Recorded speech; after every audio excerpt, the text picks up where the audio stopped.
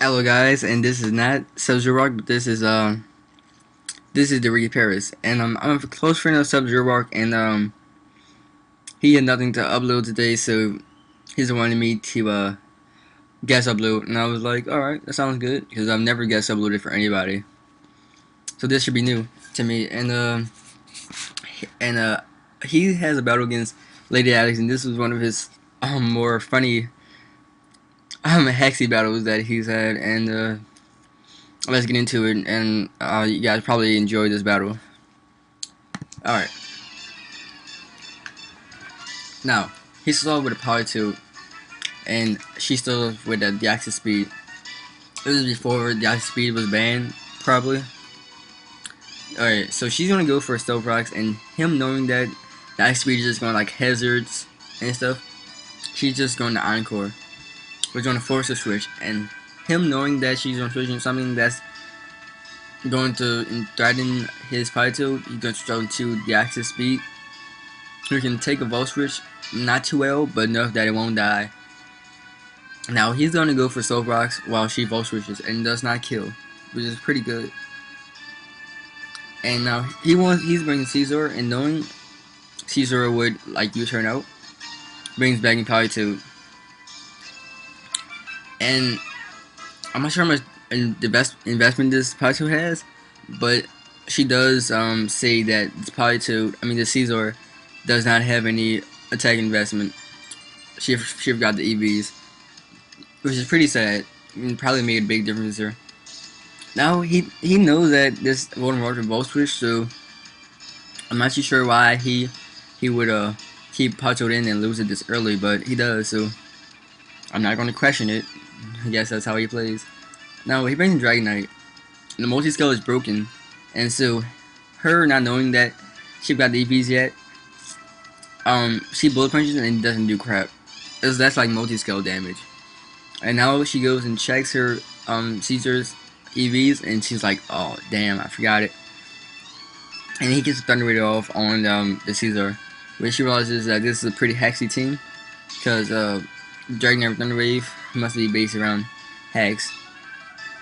Now knowing she would switch out or U-turn, he just goes for the Ruse. And now knowing he would Thunder Wave, she just goes for a smart play and goes for the taunt, which is gonna force the switch into something else. And he brings in Scrafty. On the switch she goes for Ice Beam, and she does get the freeze. This is crucial. Without the freeze, this would be a totally different game. Keep that in note. And now, I'm not sure what kind of abilities this thing has. Probably Moxie. But if he has Shred Skin, then this might have been a different game for him, or even better game for him. And now she brings a Mew, and she psychics, probably forgetting that this is actually she mentions that was a misclick. My bad. I was like, maybe she forgot it was a dark type or something. Lol. But no, she missed it. But it didn't really matter too much, because here she's just gonna go for a nasty plot, and she can set up all day on his face, because freeze are very random. They can last for like one turn. They can last for like 10. Is not very precise. Now she's going to Aurora Sphere, hoping it won't wake up, and just to kill it off, because it could be some trouble. Because the coverage that Scrafty has is pretty amazing, and she does take out Scrafty. So this is a 4-6 game already, which is pretty bad for him. Now he brings in Dragon Knight, who takes the psychic, but not too well, but well enough that he can live and go for a T-Wave, and next turn he can just roost off all damage.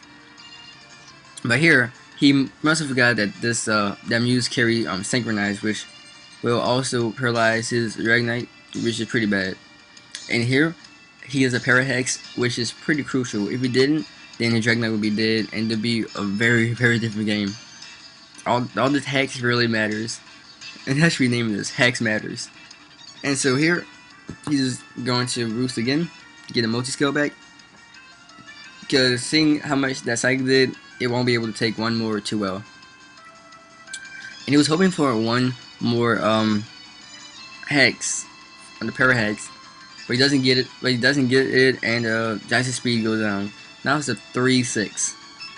Alex is definitely leading the game so far, even though half his team is paralyzed.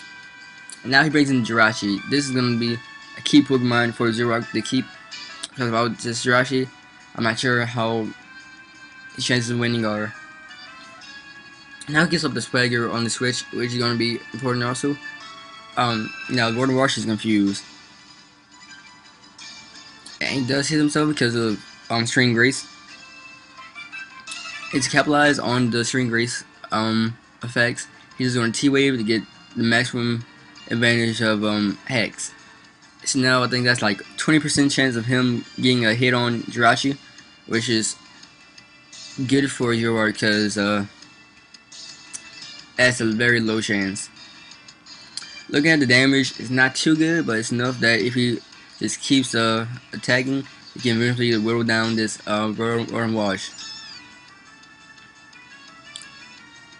And he does just keep hacking away this Gordon Wash. It was just at 50%. Now it was at like 25. And here, this is a very key play. The trick on Jirachi, he gets a short scarf. Very important. Without this short scarf, it'll be a totally different game. No matter what, the short scarf really made the game. Now he's gonna bring in Subzeroark because he doesn't want his Rotom Wash to die yet because thinks maybe she can save it for later. And now he's just gonna keep Iron hitting shit since he's stuck in the Iron Hit and is doing pretty decent damage actually. And the Subzeroark isn't too big of a threat, but if he gets a U-turn off, then it'll do a good number. Because even though it doesn't have any EVs, Choice Band is still going to do some damage, plus natural high attack. He does hex away the Subzeroark to death. And now he just brings in Dragonite. And this is where it was pretty scary for him. Because he goes for Iron Head, it does 30%. That's a pretty good number. And now he goes for Dragon Dance, which is going to scare William a lot. Because Dragon Dance on Dragonite is daily. But it only does 45% because it's a resisted attack. I think it would be better if she just had Fire Punch on this thing instead, then it'd be a totally different game. But it does show that it doesn't have Fire Punch, so it must be one of those earthquaking outrage extreme speed ones. And Dragonite goes down, and Jirachi with only 9% left. Here where the short scarf is crucial. If he didn't have short scarf, then Jirachi would die here. It would die to a Shadow Ball or anything. But since he has the short scarf, he can outspeed and Iron Hit, and he does get the flinch, which is crucial. Flinch is crucial because he needs Jirachi.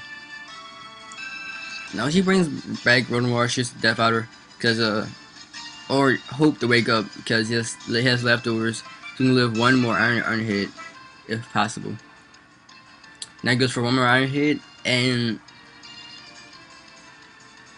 it does just keeps hacking away, so it's pretty sad.